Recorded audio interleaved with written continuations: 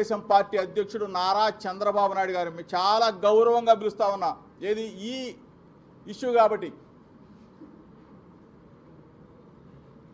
మిగిలిన విషయాల్లో ఏ విధంగా మాట్లాడతాననేది మీడియా మిత్రులకు అందరికీ తెలుసు.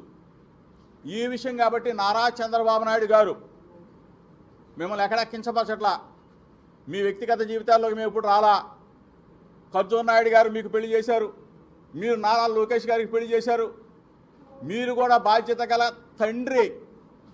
నా స్థానంలో ఉండి ఆలోచించమని అడుగుతా ఉన్నా.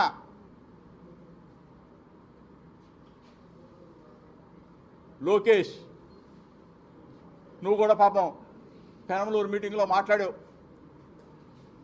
ఏదో కించపరిచే డైలాగ్ మాట్లాడావు, రెడ్ బుక్కుల గురించి కూడా మాట్లాడావు. నిన్ను కూడా గౌరవంగానే మాట్లాడుతా ఉన్నా. ఈ కేసుకు సంబంధించిన మీడియా సమావేశం కాబట్టి నిన్ను కూడా గౌరవంగానే మాట్లాడుతూ ఉన్నా. రెడ్ బుక్ అవసరం లేదన్నావు. ఓకే, రెడ్ బుక్ అవసరం అయినప్పుడు నన్ను 83 రోజులు జైలు పెట్టావు. నన్ను, నా తమ్ముడిని, నా కొడుకుని రాజీవ్ని జైల్లో పెట్టావు.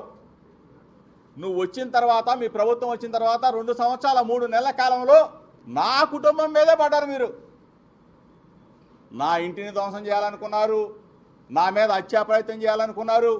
ఇన్ని కార్యక్రమాలు చేసినా మీకు నా గొంతు నొక్కటం చేత కాలేదు. కాదు అని చెప్తా ఉన్నా. ఎప్పుడు కూడా ఈ గొంతుకి అడ్డు ఉండదు. ప్రజా సమస్యల మీద జోగి రమేష్ పోరాడుతూనే ఉంటాడు. నిత్యం జగనన్న వెంట నడుస్తాడు.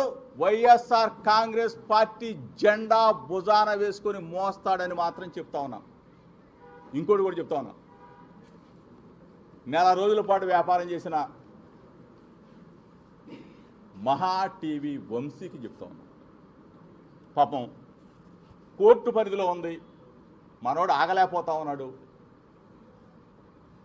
అంటే నా స్థాయిలో నేను మాట్లాడకూడదు, కానీ తప్పనిసరి పరిస్థితుల్లో ప్రజలు ఒకవేళ తప్పు మాట్లాడుంటే క్షమించాలి. అంటే ఏ విధంగా కించపరిచే చేష్టలు. ఒకళ్ళ మీద ఒక బురద జరిగినప్పుడు ఆ బురద నిజమా కాదా అని చెప్పేసి థర్డ్ పార్టీ, అంటే కోర్టు పరిధిలో ఉన్న అంశం కాబట్టి కనీసం తేలకుండానే దాని మీద డిబేట్లు పెట్టి పనికి మాలిన వాళ్ళని కూర్చోబెట్టుకొని మహా టీవీ వంశీని అడుగుతా ఉన్నా. వంశీ, దీనికి న్యాయమా? నీకు ధర్మమేనా? నువ్వు అప్పుడు దాకా ఆగలేకపోతే రాజీవ్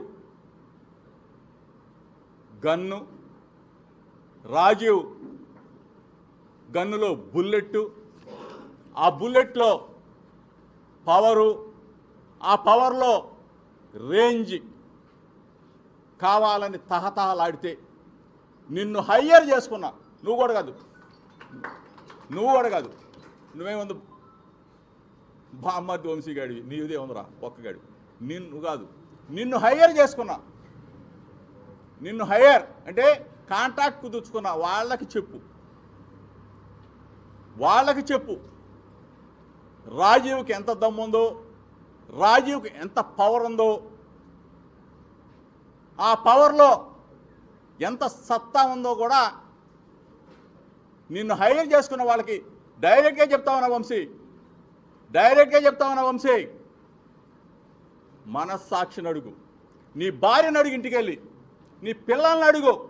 నెల రోజులుగా నేను చేసింది మంచి పనా తప్పా అని చెప్పేసి అడుగు. ఏంట్రా ఇది? ఎంత దిగజారిపోయారా మీరు? డబ్బుల కోసం మీడియా ఛానల్స్, అంటే స్వచ్ఛమైన మీడియా ఛానల్స్ ఉన్నాయి, పర్ఫెక్ట్గా ఉన్నది ఉన్నట్టు చెప్పే మీడియా ఛానల్స్ ఉన్నాయి. కొన్ని దిగజారిపోయిన మీడియా ఛానల్స్. ఎందుకు మీరు ఈ స్థాయికి దిగజారిపోయారు? మీకు ఇంతకన్నా ఇంకోటి చేసుకోవడం బెటర్. మీరు పౌడర్ రాసుకుంటావు, కూర్చుంటావు. మా వాళ్ళు ఏదో అంటారు టాల్కమ్ పౌడర్ వంశీ అని. అదే నేను ఎప్పుడు చూడలా, కానీ ఓడి చెప్తా ఉన్నాను. బామ్మర్ది వంశీ, నీ భార్య నాకు చెల్లి.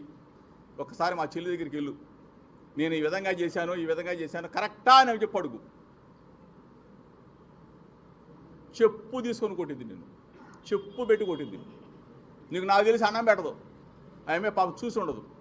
దయచేసి చెప్తా ఉన్నారు, ఇటువంటి ముసుగులో కొన్ని ఛానల్స్ అవ్వచ్చు, కొన్ని వెబ్సైట్స్ అవ్వచ్చు, కొన్ని యూట్యూబ్ ఛానల్స్ అవ్వచ్చు, పాపం బ్రతికేశారు. నెల రోజుల పాటు బ్రతికేశారే. మీకు పిల్లలు లేరా? మీకు భార్య బిడ్డలు లేరా? ఈ రోజుకి నేను కోరుకునేది ఏంటంటే, ఈ రోజుగా ఓ తండ్రిగా నేను అనుకునేది ఏంటంటే, మరలా దేవుడు అనేవాడు ఉంటే కరుణిస్తే ఇద్దరు ఒకటవ్వాలని చెప్పి నేను కోరుకుంటాను తప్ప ఏందిరా మీ బతుకులు.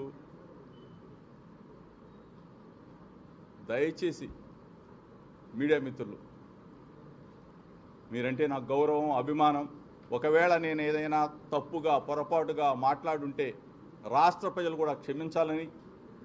మేఘన నా కూతురుతో సమానం కాదు, నా కూతురు లాంటిది. నేను కానీ నా భార్య కానీ ఉన్న కొన్ని రోజులైనా కానీ చక్కగా లాలించాం, చక్కగా మంచి మాటలు చెప్పాం, గోరుముద్దలు తినిపించేది నా భార్య అయితే.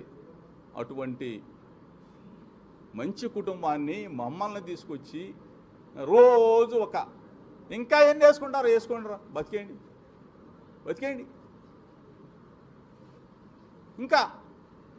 ఇంకా ఎన్ని సృష్టిస్తారు? ఒకటే చెప్తా ఉన్నా, చంద్రబాబు నాయుడికి చెప్తా ఉన్నా, లోకేష్కి చెప్తా ఉన్నా, తెలుగుదేశం పార్టీలో కొంతమంది, పాపం అందరిని అనకూడదు, ఎందుకంటే ఇటువంటి కార్యక్రమాలను చాలామంది వ్యతిరేకిస్తూ నాకు ఫోన్లు చేశారు. ఏంటండి ఇంత దిగజారిపోయారు, ఐటీడీపీ ఇంత దిగజారిపోయిందేంటి? ఏదన్నా మంచి సమస్యను తీసుకుంటారు కానీ ఇట్లా ఒక కుటుంబ సమస్యను తీసుకొచ్చి రోడ్డున పెట్టి ఈ విధంగా దిగజారిపోయిన మా ఐటీడీపీ అని చెప్పేసి తెలుగుదేశం పార్టీలో వాళ్ళే చెప్తా ఉన్నారు. చంద్రబాబు నాయుడు ఇంత దిగజారిపోతాడా, ఇంత నీతి లేనివాడా అని చెప్పేసి మాట్లాడుతూ ఉన్నారు. దయచేసి చెప్తా ఉన్నా, మిమ్మల్ని ఏమి నేను కుటుంబ పరంగా గౌరవిస్తాం, బాధ్యత గల వ్యక్తులుగా మిమ్మల్ని గౌరవిస్తాం. కానీ ఈ విధమైన మానసిక క్షోభకి గురి చేసి నెల రోజుల పాటు నన్ను కానీ నా కుటుంబ సభ్యులను కానీ ఇబ్బంది పెట్టిన, ఎట్లా అంటే గ్యాగ్ ఆర్డర్ కూడా తీసుకొచ్చా. గ్యాగ్ ఆర్డర్ తీసుకొచ్చినా సరే గ్యాగ్ ఆర్డర్ని ఇంప్లిమెంట్ చేయకుండా కూడా కొన్ని ఛానల్స్, మహా టీవీ, వంశీ, ఎందుకు? భూమి గుండ్రంగా ఉంటుంది. ఎప్పుడు ఒకడే పరిపాలన చేయడు. మహామహులే మట్టి ఖర్చుకొని పోయారు, విర్రవీగినోళ్ళే కొమ్ములు కింద పడిపోయారు. ఒకటే చెప్తా ఉన్నా, టైం ఈరోజు నీ టైం అవ్వచ్చు, ఏదో ఒకరోజు ఒక నిమిషమైనా నా టైం వస్తుంది. అంటే నేనేమి వీరుణ్ణి సూర్యుడిని పొడి చేస్తాను కాదు. నీకు మంచి మాటలు చెప్పే రోజు ఇంకొకసారి వస్తుంది, నీకు మొట్టికాయ వేసే రోజు ఇంకొక రోజు వస్తుంది. దయచేసి రెడ్ బుక్ ఇవాళ ఏంటి? Red book, dead book, next death book రాసి పెట్టుకో.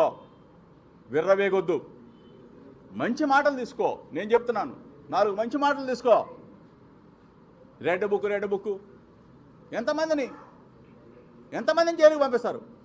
ఎన్ని తప్పుడు కేసులు పెడతారు? ఎంతమందిని అరెస్ట్ చేస్తారు? ఎంతమందిని భయపెడతారు? భయపడే పార్టీ కాదు, భయపడే వ్యక్తులం కాదు. బలమైన లీడర్ జగన్మోహన్ రెడ్డి గారి నాయకత్వంలో, దమ్మున్న లీడర్ జగన్మోహన్ రెడ్డి గారి నాయకత్వంలో పనిచేస్తూ ఉన్నాం. మాట తప్పడు, మడమ తెప్పడు.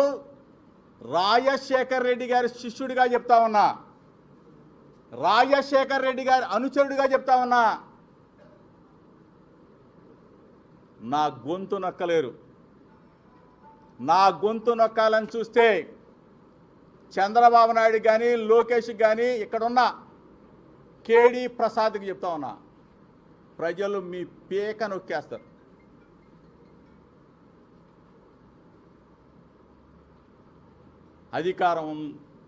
అధికార మదంతో, అధికారం ఉంటే మంచి పనులు చేయండి రా బాబు. ఏం పనులు?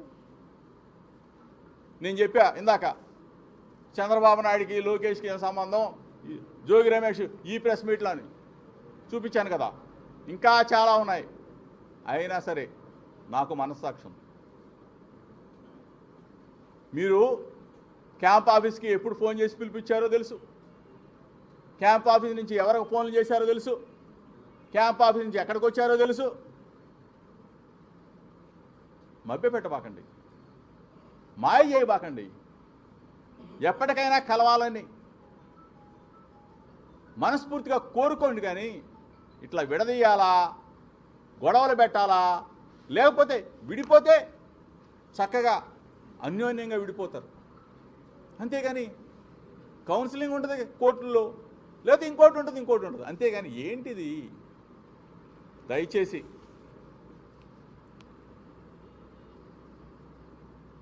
ప్రేయర్ చేసుకుంటే తప్ప